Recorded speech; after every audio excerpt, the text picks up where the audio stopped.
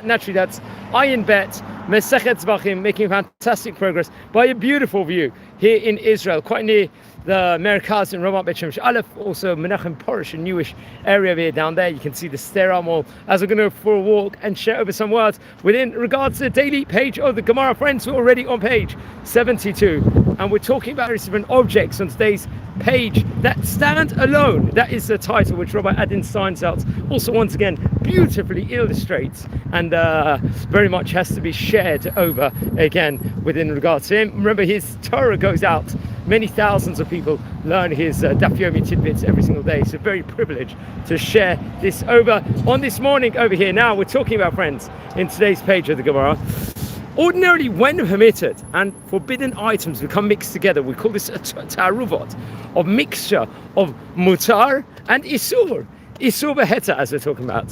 When they're mixed together, depending on various different circumstances, the forbidden items can become batul, nullified barov. So the whole concept of batul barov, if you learn the code of Jewish law, I think it's very much featured in Siman Kuftet, chapter 109 over there respectively. The forbidden items will be nullified within regards to the majority. When the majority of the items are permitted, or beshishim, in some cases, you'll need 60 against this thing that's forbidden inside the permissible in order to nullify it. Once again, we learned that in Hilchot Ta'aruvot in the Code of Jewish Law, which I recommend everyone to look at. Now, when the amount of permitted items is such that in a mixture the forbidden items could not be tasted. So one of the concepts is when you're nullifying something that's forbidden in some of these mixtures, there should not be a taste of that forbidden item over there. So obviously we learn about in the Code of Jewish Law that even if it's like more than 60, you've got 200 against it, but it's something that's got like a sharp taste to it and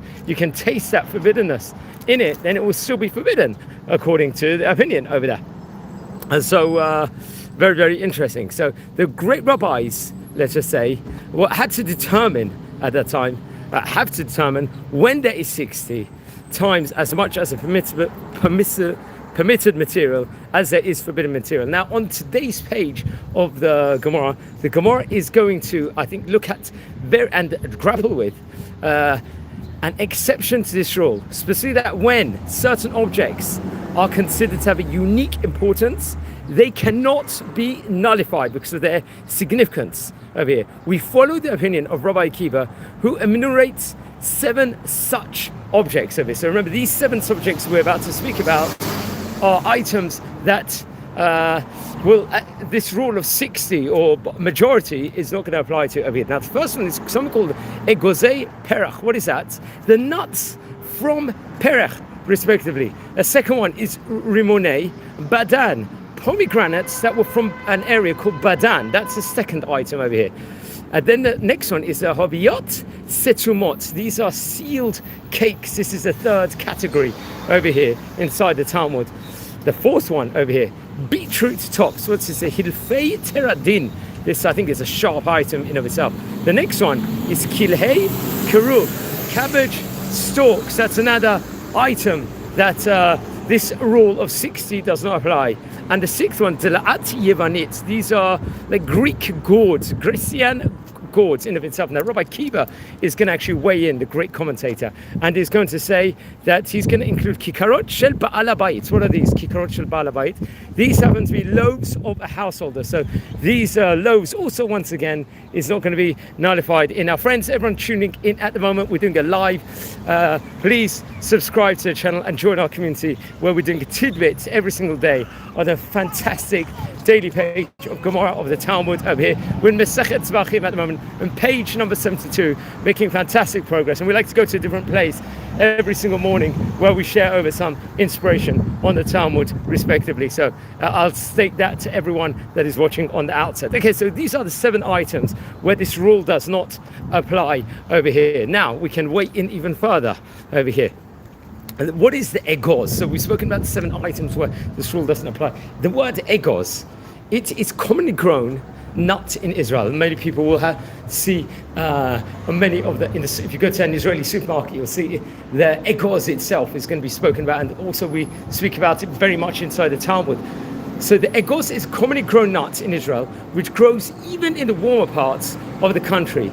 It is not we can say it is not uncommon to find an egoz tree planted in the shade of a palm tree in the Jordan Valley. So if you see any pictures of that, you'll see an egoz tree. Now, with a palm tree shading the egoz from the sun, there are 3 types of egozim over here.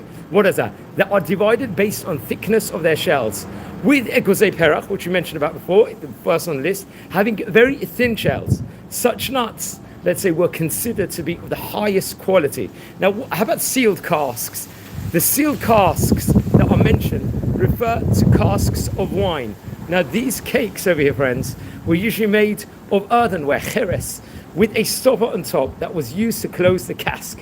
When the cask was being moved or was going to be put into storage, the stopper was then sealed with clay, which was removed when the cask was meant to be opened.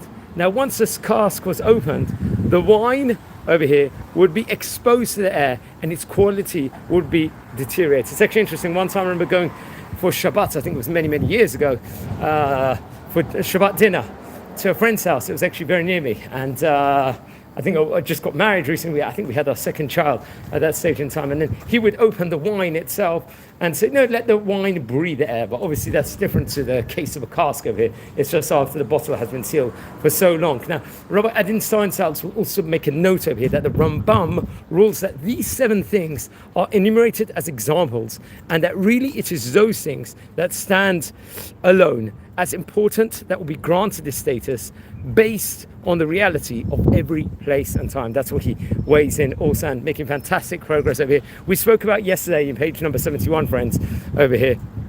And just do a quick recap, because a few people asked just for a recap with it. Some people didn't actually receive per se the tidbit within regards to the previous page that we learned. We have entered now the 8th perek of Masechet Zevachim, which focuses obviously on mixtures. And yesterday's page, we were specifically speaking about animals that were mixed together at a time period of the Bet HaMikdash. If any one of you would have actually watched that tidbit itself, would have actually seen, we saw the examples, especially I think from the first Mishnah that appeared, let's say, on yesterday's page, where animals that had been consecrated by 2 different people for the same korban were mixed, and they didn't know which animal belongs to which. In this case, the Mishnah ruled that the Kohen, the priest, should have sacrificed each animal for one of the owners. And Rashi taught that this meant that the priest, the Kohen, should announce this animal is being brought for its owner without offering any specific. Now, Tosfot, we saw yesterday, would argue, however, that there is no need for that, since the Kohanim at that point in time were instructed to refrain from identifying the owner whatever sacrifices, korbanot, had been brought, because obviously there was that worry that a mistake could have been made, which we saw about, I believe, on the first page of the Gemara on Daf Bet in of itself. Now, we spoke about yesterday how the Rishonim in yesterday's page question whether that's the case may shed light on a question that's dealt throughout the Talmud. There's something called Yesh Breira, we learned about yesterday, or Ein Breira. I just want to clarify this again because people don't have. Once again, this is from notes of Robert Adin Steinsaltz. The question of Breira is whether, when there is a question about a status of a given object, can an act that takes place later clarify the status retroactively? Now, I think in that specific case we learned about, there was a conclusion of Yesh Breira, that the later sacrifice, Korban, clarified which animal belonged to whom in the beginning. Now, we saw that the Tosafot Arid and the Tosafot Arosh both argued that this case was not a case of a breira at all, respectively, over here, since we are certain that at the beginning one animal belonged to each of the 2 people who consecrated them. That's what we very much learned about yesterday. And we didn't have a case where it is unclear to us how to divide a mixture that is owned jointly by 2 people, because each animal belonged to a specific individual, respectively. And when the animal obviously is brought with attribution, it simply reverted automatically to its original owner. So very, very interesting stuff today, friends. Page 72, we just recap a little bit on yesterday. I'm just recording this here from Merkaz in Ramat Beit Shemesh. So please, everyone, friends, don't forget to subscribe to the channel and join our community, as we learn every single day the Talmud. Nothing like it. It's like a steak, but much, much better, you could say. I'll leave you as a special treat over here with some scenes over here on a very, very quiet, early morning here in the Merkaz in Ramat Beit Shemesh in Israel. So many people in Chutz La'aretz over here, outside of the land of Israel, might be wondering what it looks like in the busy streets, the shopping area in Israel. A special treat over here. Only in Israel you find this, friends. I have to share with you this. Ein od milvado, you see inside the car over here, inside the screen respectively. Beautiful. The birds are chirping at the moment. I'm getting ready just to record a historic video on the country of Azerbaijan. At the moment, I think I might get a small broadcast treat over here. Nothing beats a Turkish broadcast early morning with very, very salty cheese. You can see we've got different nut stores, obviously perfect for Shabbat itself, and different stores itself, and just in general a very, very good atmosphere over here inside this city. Got a schnitzel restaurant here, and so on and so forth. So actually really, really buzzing. Getting ready now to record a separate video over here.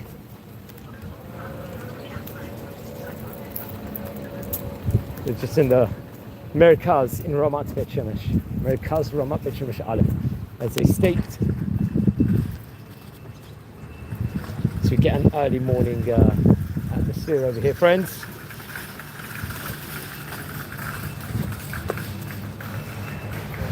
I wish you all a great day.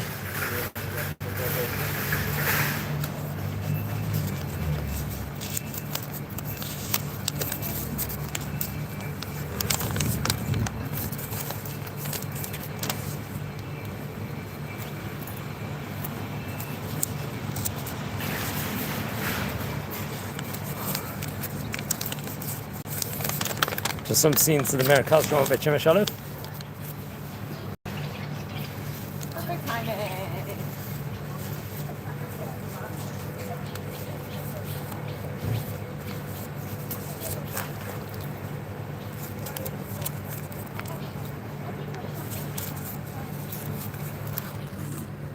Yeah, thanks everyone for tuning live. Wishing you all a great day. Please remember, join the community to see great tidbits every single day of the Daf Yomi. We did page 72 of Tractate Zevachim.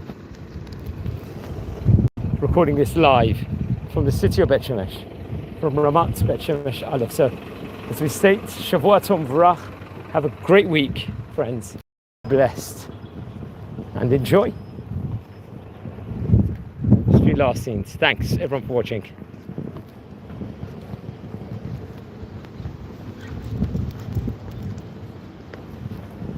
Some more beautiful scenes for you of early morning here in the city of Bet Shemesh.